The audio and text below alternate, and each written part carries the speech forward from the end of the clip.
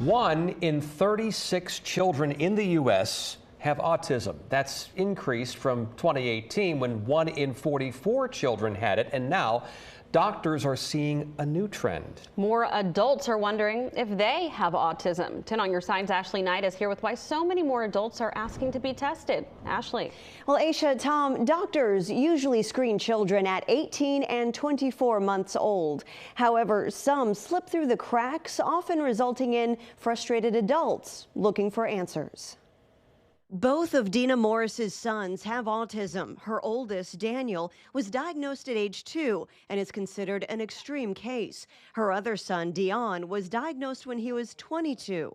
He's so smart. He was at Virginia Tech for engineering, but the social problems that he had made him stop being able to be around so many people. He basically broke down and stopped going to classes. Dina got tested alongside Dion to show support, but had suspicions about her own condition. Diagnosed with ADHD as a second grader in the 80s, she felt there was always more. She says her diagnosis was a relief. When I was younger, I was wrong. Yeah, I was supposed to be just like everybody else. So you have to act a certain way and be a certain way. But now I had that, driving factor that there's a reason behind that. People are looking for something to explain something that's going on in their life. Dr. Ken Durham is a psychiatrist with Centera Health and has noticed the change. Diagnosis usually happens before a child turns 1, but Durham says those with high functionality slip through the cracks and then see symptoms get worse later in life. The more pressures they get, more stressed out people become, and the more likely symptoms are to emerge.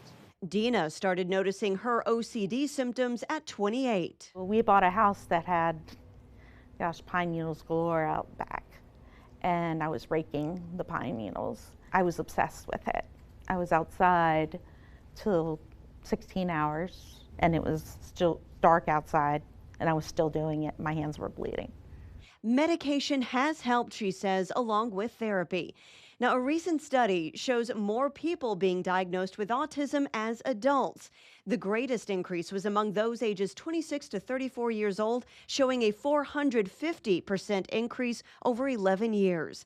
The rise has been attributed to a few things, including if the adult has a child who was recently diagnosed. If you have somebody who's diagnosed with autism in your family, that may trigger people to go, well, maybe this makes sense. Sometimes as a spouse that says, hey, you do that too.